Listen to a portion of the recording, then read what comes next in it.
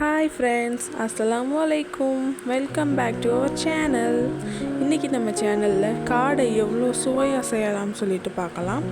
அதுக்கு அடுப்பு பற்றி அதில் ஒரு பாத்திரத்தை வச்சுக்கிட்டேன்.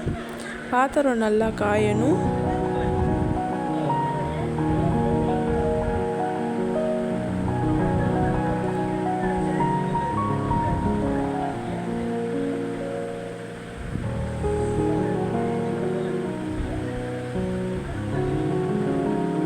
பாத்திரம் நல்லா காஞ்சதும் அதில் கொஞ்சோண்டு நல்லெண்ணெய் சேர்த்துருக்கேன். நீங்கள் உங்களுக்கு எந்த எண்ணெய் இருக்கோ நீங்கள் அந்த எண்ணெயை சேர்த்துக்கலாம். ஆனால் நல்லெண்ணெய் சேர்த்து சமைக்கும்போது ரொம்பவும் ருசியாக நம்ம உடலுக்கு ஆரோக்கியத்தையும் கொடுக்கும்.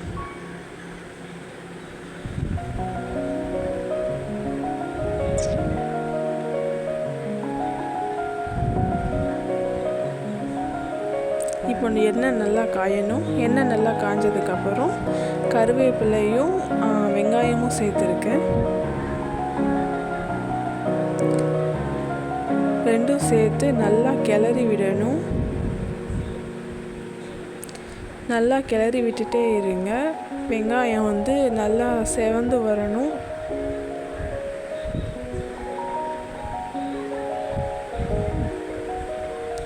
பாருங்கள், வெங்காயம் எவ்வளோ நல்லா பொரியுதுன்னு.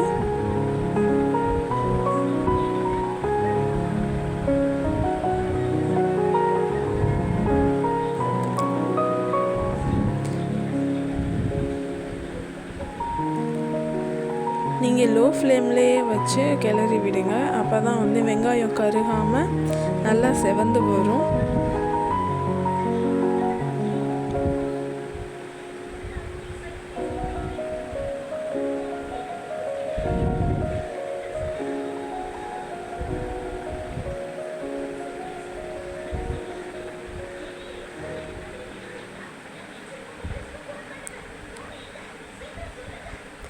வெங்காயம் செவந்துருச்சு பாருங்கள். இப்போ தக்காளியை சேர்த்துக்கலாம். தக்காளி சேர்த்து நல்லா கிளறி விட்டுக்கோங்க.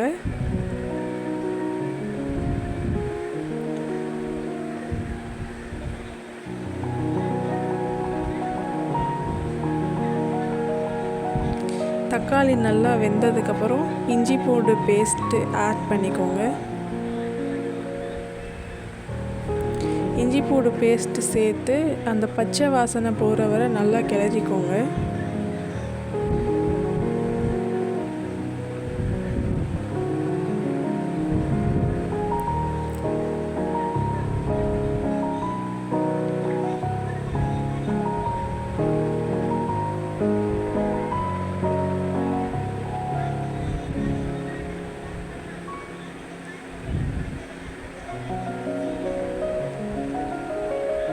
அதுக்கப்புறம் கொஞ்சோண்டு மிளகாய்த்தூள் நமக்கு தேவையான அளவு சேர்த்துக்கலாம். நான் ஒரு ஸ்பூன் கொஞ்சம் எக்ஸ்ட்ராவாக சேர்த்துருக்கேன்.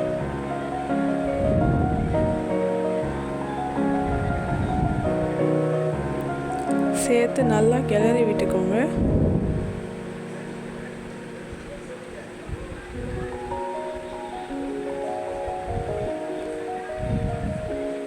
இப்போது கொஞ்சோண்டு தேங்காய் பால் சேர்த்துக்கோங்க. தேங்காய் பால் சேர்க்குறது மூலமாக காடை ரொம்பவும் ருசியாகவும் மணமாகவும் இருக்கும்.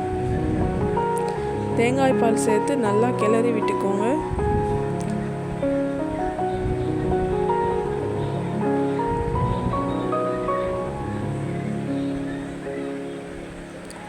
இப்போ நம்ம அரிஞ்சு வச்சுருக்க காடையை நல்ல தண்ணி ஊற்றி கழுவிக்கலாம். கழுவி காடையை நம்ம சேர்த்துக்கலாம்.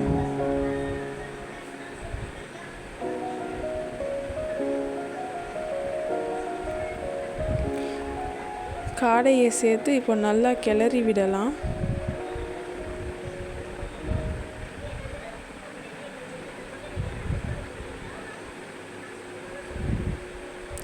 நல்லா இந்த மாதிரி கிளறி விட்டுக்கோங்க காடையை சேர்த்து.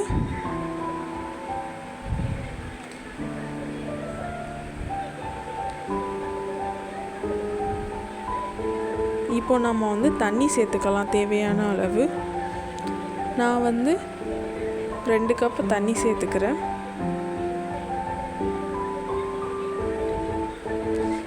அவ்வளோதாங்க. இப்போ வந்து தண்ணி நல்லா வற்றணும். நீங்கள் லோ ஃப்ளேம்லேயே அடுப்பை வைங்க. பாருங்கள், இந்த அளவுக்கு தண்ணி வற்றணும். இது கூட கொஞ்சம் தண்ணியாக தான் இருக்குது. இன்னும் நல்லா தண்ணி வற்றினதுக்கப்புறம் ஸ்டவ் ஆஃப் பண்ணிடுங்க. அவ்வளோதாங்க, நம்மளோட காடை ரெடி ஆயிடுச்சு. நீங்களும் இதே மாதிரி உங்கள் வீட்டில் ட்ரை பண்ணிவிட்டு கமெண்டில் சொல்லுங்கள். மறக்காமல் சப்ஸ்கிரைப் பண்ணிவிடுங்க ஃப்ரெண்ட்ஸ்.